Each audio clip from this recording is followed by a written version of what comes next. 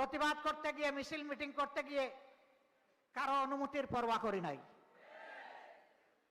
স্বৈরাচার আমাকে অনুমতি দিবে আর আমি সেই স্বৈরাচারের অন্যায়ের প্রতিবাদ করব, এটা হাস্যস্কর। আমরা এটাকে পাত্তাই দেই নাই। আর কিছু কিছু মানুষ নেমে পড়েছে মামলা বাণিজ্য করার জন্য।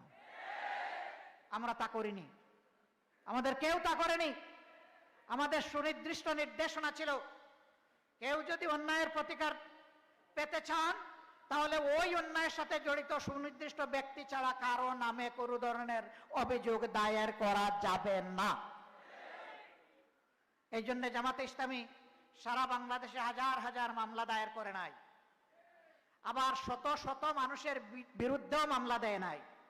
তখন অনেকে আমাদের সমালোচনা করেছেন, উস্কানি দিয়েছেন, জামাত কেন মামলা করে না, জামাত কি ভয় পাইছে? আরে ভাই, জামাত ভয় পাইলে কি হাসতে হাসতে ফাঁসির কাছে গিয়ে দাঁড়ায়? ভয় কারা পায় আর কারা পায় না, ইতিহাসে তা প্রমাণ হয়ে গেছে।